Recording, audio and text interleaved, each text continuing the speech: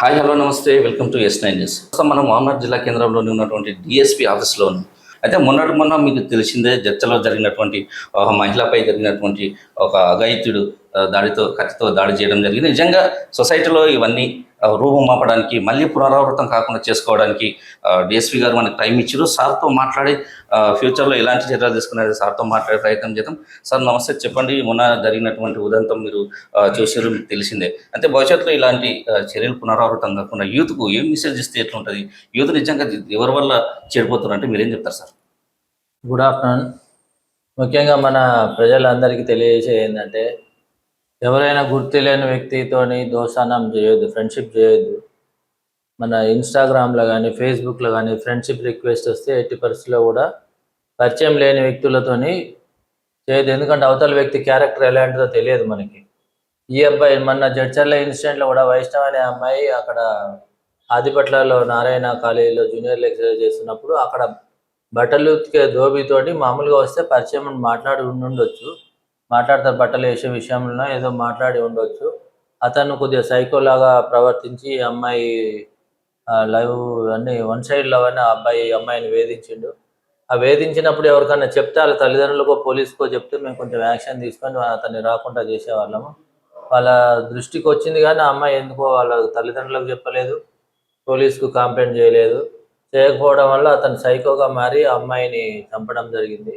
అదే ముందు చెప్పుంటే ఈ ఇన్సిడెంట్ జరగకపోయేది. కాబట్టి మేము అందరం తెలియజేసేది ఏంటంటే, అవతల వ్యక్తి క్యారెక్టర్ ఏంటో తెలియదు కాబట్టి గుర్తు తెలియని వ్యక్తులతోని ఎవరు కూడా పరిచయాలు పెంచుకోకండి.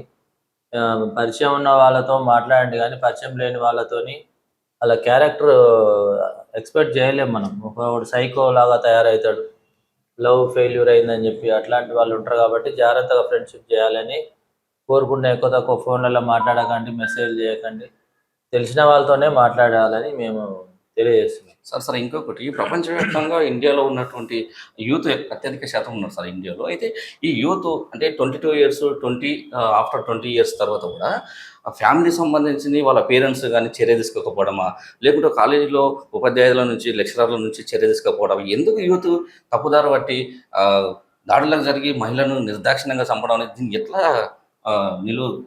అరికట్టాలంటే ఏం చెప్తారు సార్? ముఖ్యంగా తల్లిదండ్రులు వాళ్ళ పిల్లల్ని అబ్జర్వ్ చేస్తుండాలి. మన పిల్లలు ఏం చేస్తారు, మొబైల్ ఫోన్ ఇవ్వద్దు. ఇంటర్మీడియట్ వరకు మంచి అంటే వాళ్ళకు మా సూచన అంతే. ఇంటర్మీడియట్ పిల్లల వరకు వాళ్ళకి ఎట్టి పరిస్థితుల్లో మొబైల్ ఫోన్ ఇవ్వకపోవడం మంచిది. ఎందుకంటే ఆ ఏజ్లో స్టేజ్ 10th క్లాస్ నుంచి ఇంటర్మీడియట్ అనేది వాళ్ళ స్టేజ్, వాళ్ళ ఏజ్ కొంచెం బాడీలో మార్పులు వస్తాయి. కాబట్టి వాళ్ళు సైకలాజికల్గా వేరే విధంగా ఉంటారు. వాళ్ళకి ఎలాంటి ఫోన్లు ఇవ్వద్దు. ఫోన్లు ఇవ్వడం వల్ల అందరు పరిచయాలు అయ్యి ఫోన్లో మాట్లాడుకొని ఇలాంటి ఇన్సిడెంట్ జరుగుతున్నాయి. కాబట్టి ఫోన్లు మనకు మెయిన్ ఏంటంటే, ఫోన్ల వల్లనే ఇదంతా జరుగుతుంది 90%. దీనివల్ల ఫోన్ వల్ల ఎంత ఉపయోగం ఉందో అంతే నష్టం కూడా ఉంది. కాబట్టి దయచేసి ఈ ఫోన్ని మంచి ఉద్దేశంతో యూజ్ చేయాలి, కానీ ఇలాంటి చెడు సాహసం అంటే ఫ్రెండ్షిప్ కానీ ఎవరితో చేయొద్దని, ఫ్రెండ్షిప్ చేయొద్దని కోరుకుంటున్నాను. సార్ ఫైనల్గా చెప్పండి సార్. ఇప్పుడు ఇటువంటి అఘాయిత్యాలు కారణం మెయిన్గా డ్రగ్స్ కావచ్చు, మద్యం కావచ్చు. నిజంగా యూత్ లోపల మద్యం కానీ డ్రగ్స్ కానీ తీసుకునే దానికి మీ పోలీస్ డిపార్ట్మెంట్ నుంచి అవి తక్షణమే చర్యలు తీసుకోవాలంటే ఏ విధంగా తీసుకుంటారు? ప్రజలు ఏ విధంగా అప్రమత్తంగా ఉండాలి సార్? మేము డైలీ డ్రంక్ అండ్ డ్రైవ్ ఇవన్నీ చేస్తున్నాం, కానీ ఫస్ట్ ఆఫ్ ఆల్ తల్లిదండ్రులు మన పిల్లలు ఏం చేస్తారు అనేది అబ్జర్వ్ చేయాలి. పిల్లలు కాలేజీకి పోయి ఇంటికి వస్తున్నారా, లేకుంటే ఏదైనా పని మీద పోయి ఇంటికి వస్తున్నారా, లేకుంటే ఫ్రెండ్స్తో పాటు తిరుగుతున్నారా, ఆ ఫ్రెండ్స్ ఎలాంటి వాళ్ళు అనేది మనం తల్లిదండ్రులదే బాధ్యత. ఎందుకంటే ఒక ఇంట్లో ఒక ఇద్దరు పిల్లలు ఉంటారు, వాళ్ళిద్దరిని కంట్రోల్ చేసే బాధ్యత తల్లిదండ్రులదే. ఎందుకంటే పిల్లలు అందరూ ఒక స్కూల్లో అధ్యాపకులు కూడా వాళ్ళు చేయలేరు. ఎందుకంటే ఒక 50 మంది 60 మంది ఉంటారు ఒక క్లాస్లో. వాళ్ళందరినీ ఎవరు ఎలా ఏం పని చేస్తారో క్లాస్ అయిపోయిన తర్వాత అనేది వాళ్ళకి తెలియదు.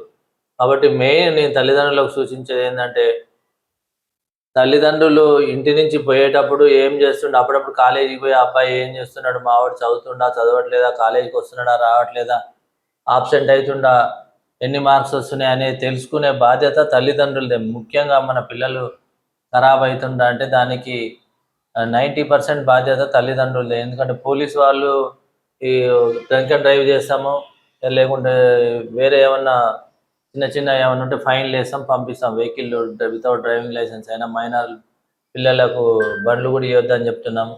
మేము డ్రంక్ అండ్ డ్రైవ్ విషయంలో ఫైన్లు వేస్తాం, కానీ ఇంతమందిని కంట్రోల్ చేయాలంటే కొంచెము అందరి మీద దృష్టి పెట్టలేము. అయినా కానీ ఎక్కడెక్కడ ప్రాబ్లమ్స్ ఉన్నాయో ప్రతి కాలేజీకి వెళ్ళి మా టీం వాళ్ళు కానీ మేము కానీ అవేర్నెస్ క్రియేట్ చేస్తున్నాం ప్రతి ఒక్కరికి. ఎందుకంటే పబ్లిక్లో అవగాహన ఉండాలి అని చెప్పి ప్రతి విలేజ్లలో అవగాహన సదస్సులు పెడుతున్నాము. ఈ సైబర్ క్రైమ్ మీద కానీ, ఈ అఘాయిత్యాల మీద కానీ, మహిళలకు సంబంధించిన సమస్యలు, అమ్మాయిలకు సంబంధించిన సమస్యలు, ఈ డ్రంక్ అండ్ డ్రైవ్, ఈ డ్రగ్స్, నార్కోటిక్ డ్రగ్స్ కానీ, గాంజా కానీ ఎవరైనా యూజ్ చేస్తే మాకు చెప్పాలని చెప్పి చేస్తున్నాము. ఎవరి మీదనైనా అనుమానం వస్తే మేము ఇమీడియట్ టెస్ట్ కూడా చేస్తున్నాం. అన్ని ప్రతి పోలీస్ స్టేషన్లో మా ఎస్పీ గారి ఆదేశాల మేరకు ప్రతి పోలీస్ స్టేషన్లో కిట్స్ ఉన్నాయి.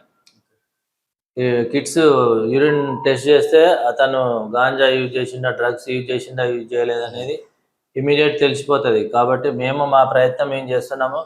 కానీ మెయిన్ తల్లిదండ్రులకు మా విజ్ఞప్తి, తల్లిదండ్రులు వాళ్ళ పిల్లల్ని మాత్రం జాగ్రత్తగా చూసుకోవాలని మా మనవి. Thank you sir. ఇది ప్రజలారా డిఎస్పీ వెంకటేశ్వర సార్ ఏం చెప్తున్నారంటే ఖచ్చితంగా ఒక అబ్బాయి కానీ అమ్మాయి కానీ చేరిపోతున్నట్టే ఖచ్చితంగా పేరెంట్స్ ఖచ్చితంగా వాళ్ళకి జాగ్రత్తగా ఎప్పటికప్పుడు ఫోన్లు ఇవ్వకుండా ఎప్పటికప్పుడు అలర్ట్గా చూసుకొని తర్వాతనే మేము పోలీస్ డిపార్ట్మెంట్ వాళ్ళకు కూడా ఏమన్నా చర్యలు తీసుకునే భాగంగా మేము కూడా ప్రయత్నం చేసి అంటున్నారు. ఇదే ఇన్ఫర్మేషన్ కెమెరా పర్సన్ శివతో నేను మీ నర్సుమురళి లింగ రిపోర్టింగ్ ఫ్రమ్ మామనార్ జిల్లా.